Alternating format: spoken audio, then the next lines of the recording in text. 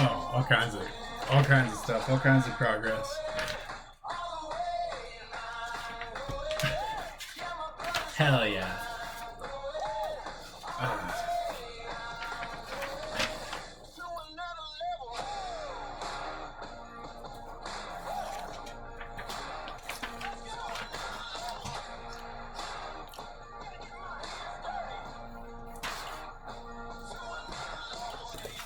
perfect.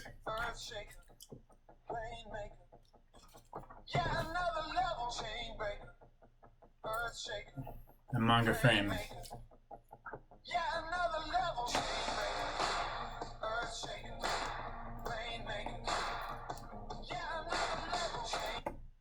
All right, all right, very cool.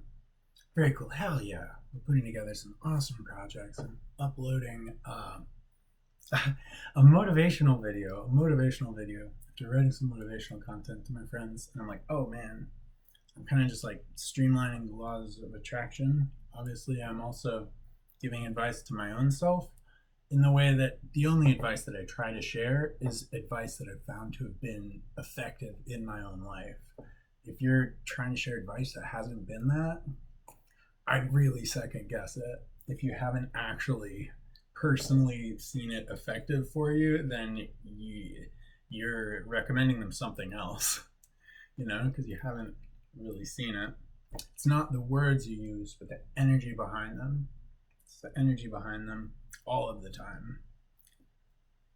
Yeah.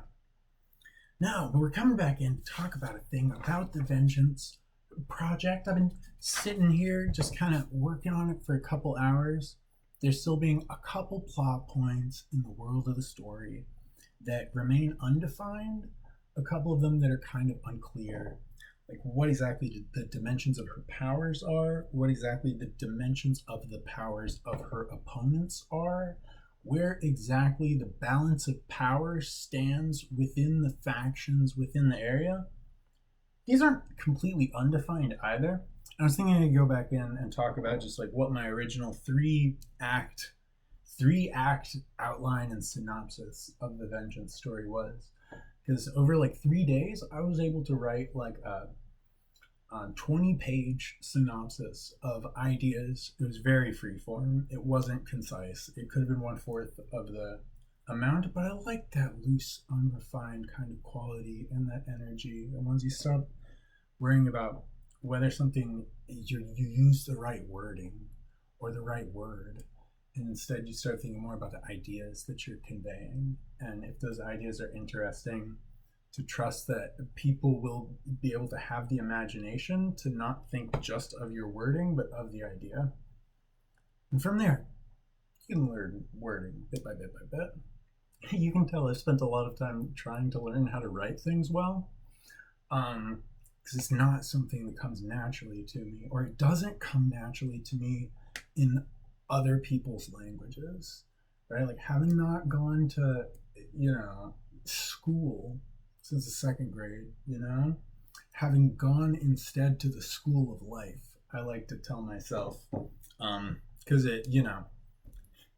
that is where I learned everything that I know. And it kind of leaves out that there was a lot to be desired from my situation as well. As there is a lot to be desired from the school system, there's pros and cons to each.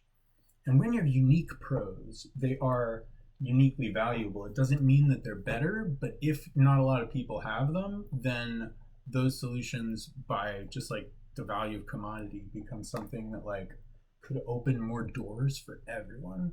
So in that sense, I've just intentionally chosen to take the path less walked, less tread. I stay Robert Frost about that. At some points in my life, I've taken the path less traveled every single time until I found myself completely lost deep in a wood that no one had even ever walked down other than me. And I didn't know how the fuck to get out. So I would always take it with a grain of salt and some consideration for also not getting lost in the forest. Yeah. It's super cool. It feels like a victory lap for sure. Like today felt like a victory lap. at the beginning of the day. I'm like, these art tutorial series is really, really good. The platform that we have for expanding on this, like what we have is good. We have other artists with different languages and different styles to expand this series and to create a foundation for learning any type of art skills, and then to create bridges between them and to make and unite this mad collaboration of different artists and also storytellers and writers, and create bridges between those two worlds so that you can pitch for new types of comics. Comics on Kickstarter have been bigger than ever. I think everyone thinks, every single person that orders comics off of Kickstarter thinks that it is a rewarding thing that they would vote on and put more of instead of Netflix. Universally, and they're like, it's cool, it's new, it's original, you actually get to know the people. It's like you're putting a new thing into the universe. If you do Netflix, the shows aren't going to be different because of your participation. You actually matter in the production of this thing. So if you believe in it, it believes also in you. And that's just the most positive thing. I've been amazed at the quality and success of kickstarting campaigns. It has always been something that's so galvanizing, and just like it always impresses me to the love that people have for stories, for storytellers, for creating something new. In a world with so many stories, I was like cynical about how Kickstarter could be successful, because I'm like, you'd have to make something that was different or better than everything they could spend $20 on. You know, that's every Hollywood movie. And they're going to buy a couple pages from, I mean, this is something especially that I said to me. I was like, if I want to create any kind of product that's going to be competitive against the mass media that can distribute something of such high production value into such a reasonably priced thing, and they just hit such a mass market that it makes it hyper profitable, right? But people are like, fuck no, we don't do that. It's not about like a 10 scale or something, or even if it is about the 10 scale, it's about the 10 scale in your heart. And after you've seen so many of the same movies so many times, and you're like, how about someone tell some new stories? And they're like, all the structure and manual to the best-selling stories that are already there. And they're like, I'm kind of amazed how people don't change them up more. I mean, when you read how to elevator pitch a story, like I was reading a book on scripting Hollywood movies, and they talk about a lot of movies that have been elevator pitched as this movie plus another movie. Two different successful things, you combine them together, and that's what you do. And as soon as I heard that, I was like, I combined two different versions of like hundreds of movies, and like 90% of them were more creative than the movies that you saw. I'm like, wow. Because then that creates a foundation. It's not just that weird elevator pitch, those two collections of themes smashed together all the time. That sets the theme, it sets the stage, and the actors embody the characters and become a part of this unique moment in time, this magic, this alchemy of filmmaking and acting, capturing every single visual detail and capturing emotion and unique moments at the same time, the perfection, and then at the same time, the just unique moments in time. So you're spending hundreds of hours crafting stages and costumes and stuff, and then the surprising moment, that genuine expression, it's really fucking good. Yeah, no. I'm like, what? Because then at the same time, Feng Zhu said, and Feng Zhu's talking another level deeper of you combine like the shapes of one thing. And I mean, what it is effectively the exact same thing that you're doing with a script, but you're doing it for the art style, the direction, and the design of a new world or something. So if you're doing that, when you're like, okay, the design of the new world could be like Avatar, you know, with the blue aliens, and also like Alien. Whenever you're like, we're going to take these different world mythologies and these types of architecture and these weird art installation things, we're going to combine them together, and then we're going to come up with new designs with this talented, gifted team of designers and dreamers. I feel like you can always hone in on making a powerful, unique, evocative, just piece of art in the art style and direction of the film, because it's a different thing, but you can do that in writing in like the same way.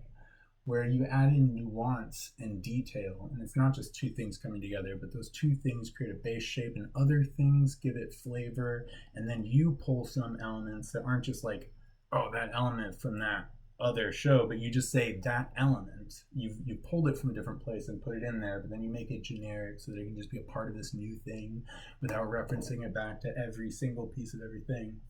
But if you're trying to give someone an idea in their head, if you're like, you remember it was like seeing and feeling that film and that other film, like try and think of them together. That uses their imagination instead of saying this is exactly the thing to imagine, brings them into it. People like that. People love that.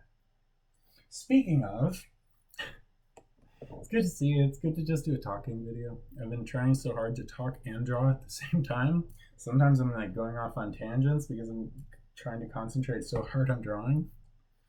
Not bad. There's a good tangents.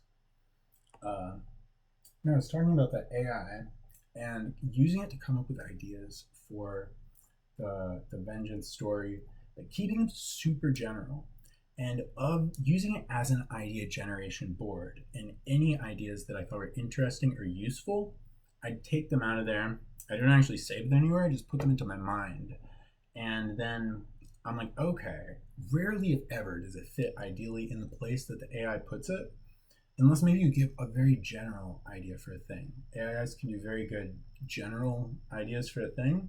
I will be like hyper specific about all of these different points, and the way it combines them together is never quite like the more specific you get after a point. But it is good because the AI doesn't understand my language exactly. I'm like, okay, you missed a few parts. I can see that you misunderstood what I was saying there. And he's like, you mean you use improper grammar? I'm like, yeah, grammar's behind the times when it comes to my way of explaining these things, don't you think? And then, I use it as an idea generation board, because if you get an idea, I was saying this already in the video that I just recorded, in the sketch video. I was trying to think, unless of course that was in the beginning of this video. Believe me, it probably was. But there's more to add to it, there's a lot more to add to it. And that becomes just an idea generation. And then you are always in control of the composition. And you are always in control of changing any of those elements without even needing to ask the AI, but of course you can if you want to. If you're like, hey, try the generation with a little bit of this and a little bit of this, you can add elements to the mixing pot and think of yourself as kind of an alchemical cook, but you have to be that cook. If you're like, this is crazy, just throws in all these recipes and ingredients, you'd have to be an even more attentive, gifted cook to work with tools that are so powerful that you just start combining entire recipes and throwing a million different ingredients all into the mix at the same time. Sometimes you want to take stuff out. Sometimes if you add in everything, then it's going to taste a lot like nothing, but shittier.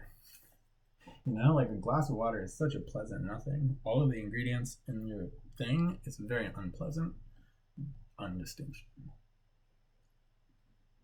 Yeah, so if AI gives you a bunch of interesting ideas, you could simplify them, take them out, trying to find ways to make them more, like deconstruct them and make them elemental, and then see how they fit with your vision in your story.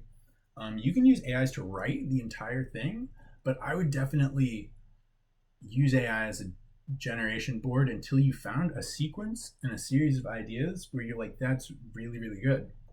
And then there's lots of ways to talk to the AI where you can either leave things vague or make things specific. I was lucky to read Stephen King's On Writing, even without ever having finished any Stephen King novels.